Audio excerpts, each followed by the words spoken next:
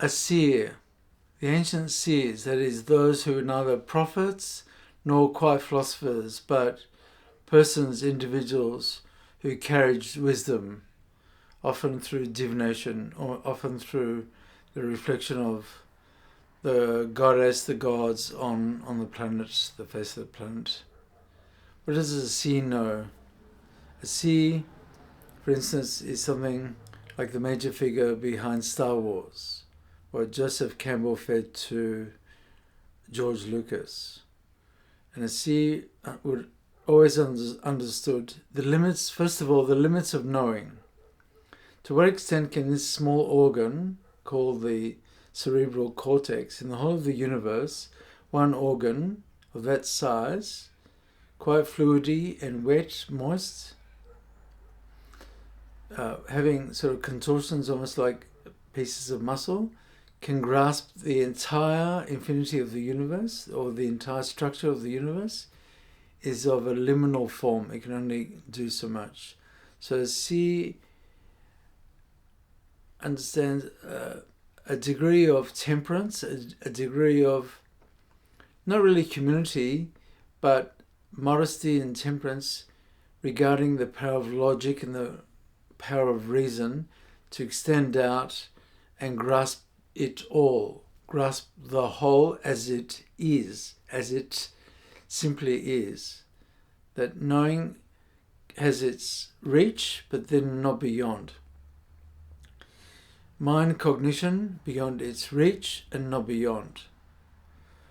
But there are other dimensions, other forces at work, other than reason and logic, which is the imagination, wonderment, both pertaining to the mysteries of life, but the mystery particularly of how did it all begin? Is there something before time, beyond time? So C also invokes a modesty that within a limited frame, time frame and spatial frame, you cannot really ask questions that pertain to the eternal while you're inside the structure, the limited confinement of the small organ, one, and two, that of space and time. That eternity is so beyond us, even though we belong to it, it is so endless, and so we call it infinity with this necessary symbolization of it, that some kind of awareness that we rein in the extent to which mind, organ, logic, reason can grasp those. So that is simply one order.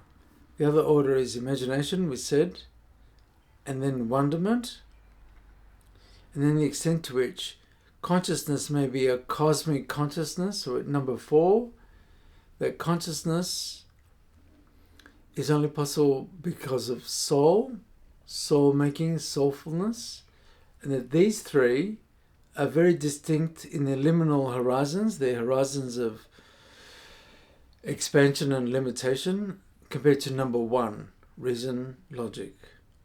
So the expansion of the imagination is childlike, it is very powerful. Wonderment is what the angels, the angelic beings, the divine beings, the demigods, the goddesses, gods, supreme deities encapsulate and impregnate with.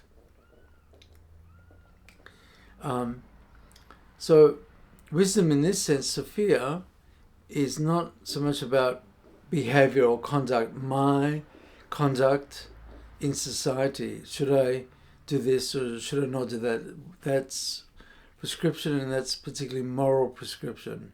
It's to highlight with understanding the place and order, the proper place and the proper medium, process and medium of each of those 4 orders. What are their distinctive aspects? What are their distinctive reaches? What are their distinctive limits? So when we produce books, films, Star Wars, poems, poetry, music. It is a bag. It is a bag of influences or mixtures of those four. Sure, there's some logic and cogitation in it, more imagination, mystery, understanding the eternal is always there but out of reach, and that we are, like composers, we are composing with all four orders, working with their limitations and their creative powers or their potencies. So someone like Joseph Campbell, a professor of literature, would use in the Star Wars series the idea not of wisdom, someone who has great quantities of knowledge, great quantities of know-how, where the old wise man, classically speaking, speaking, is someone who knows much, knows a great deal, but is someone who is wise about the world, but also wiser about the fittingness or the unfittingness of spheres, domains, orders, and how we fit. So how do we fit into imagination? How do we fit into the wonderment, the mystery of the universe? And how do we try to grasp them?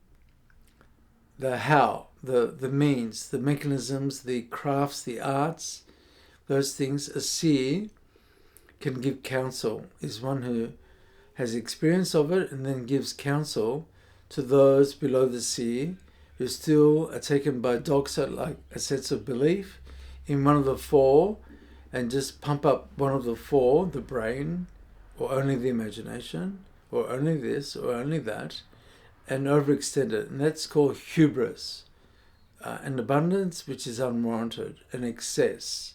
Hubris, the ancient Greek poet, Homer, considers this as the root basis of ethics and also the root basis of what we call evil.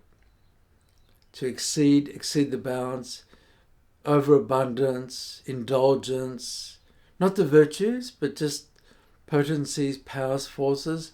If you follow them, you put all your faith in the one, like in the liminal, limited structure, etc., you're committing a sort of hubristic extension which even the gods do not sanction.